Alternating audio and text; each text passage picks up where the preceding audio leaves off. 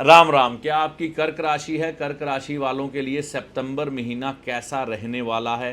पैसों के मामले में, माता पिता के मामले में। इस महीने में ग्रहण भी है, चंद्र ग्रहण, क्योंकि आपकी कर्क राशि है।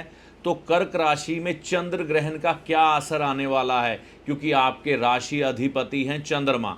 तो चंद्रमा पर जब ग्रहण लगेगा तो कर्क राशि वालों के लिए यह महीना कैसा जाएगा, इस पर भी बात करेंगे। और भी बहुत से पहलू जो कर्क राशि के जीवन को प्रभावित करेंगे, इस वीडियो पर हम चर्चा करेंगे। तो आपकी अगर कर्क राशि है तो इस वीडियो को पूरा विस्तार से देखिएगा। इसमें आपके सितंबर महीने के राशिफल के बारे में चर्चा की गई है और साथ में उपाय भी दिया गया है।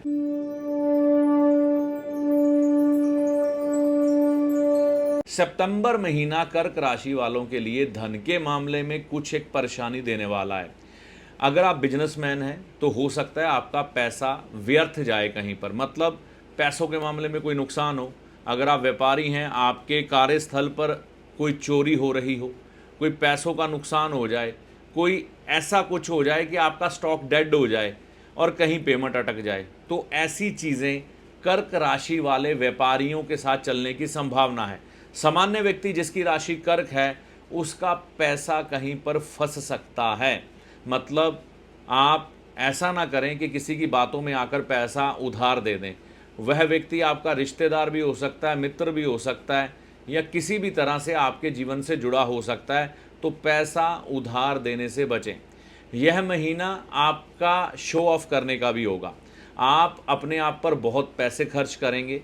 आप परफ्यूम हो, ब्रांडेड चीज़ें हों, कपड़े हों, इन पर काफ़ी धन खर्चने वाले हैं। यहाँ तक कि आप अपने घर में कुछ इलेक्ट्रॉनिक सामान भी खरीद के ला सकते हैं, जिसमें फ्रिज हो सकता है, जिसमें वॉशिंग मशीन हो सकती है, एयर कंडीशनर हो सकते हैं।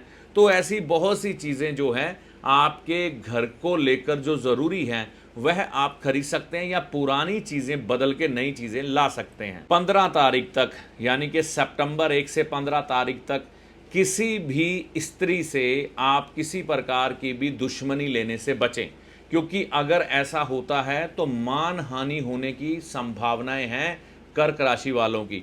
इस समय में आपको यात्रा करने का भी अवसर मिलेगा। आपको ऐसा संभव है कि किसी तीर्थ यात्रा या किसी दूर दराज यात्रा पर एकदम से जाना पड़े। तो यह यात्रा इस समय में करनी आपके लिए शुभ ही रहेगी। आपको अपने भेद जो बताने की दूसरों को आदत है ना, यह आपको भारी पड़ने वाले हैं सितंबर महीने में। अगर आप अपनी या अपनी पारिवारिक बातें लोगों से ऐसे ही शेयर कर देते हो, तो लोग आज आपकी वही बातें जानकर आपके बारे में अपनी अलग ही एक धारणा बनाकर आपको नुकसान पहुंचाने की कोशिश कर सकते हैं। तो सावधान रहें, किसी को भी अपने भेद ना दें। और एक बात और ध्यान में रखें, बेवजह किसी की भी मदद करने से बचें।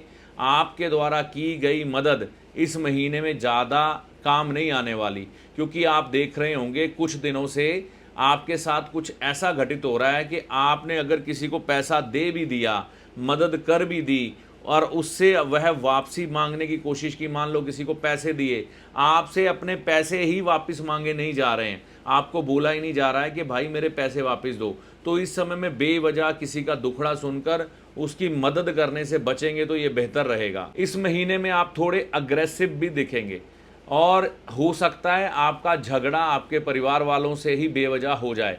लेकिन जितना हो सके संयम को धारण करें, झगड़ा करने से बचें। अपनी माताजी और पिताजी की सेहत को लेकर विशेष ध्यान दें। अगर कोई ज़रूरी मेडिकल टेस्ट करवाने की ज़रूरत है तो वह इस समय में आपको करवा लेने चाहिए सब परिवारजनों के। जमीन जायदाद की बातें उठेंगी।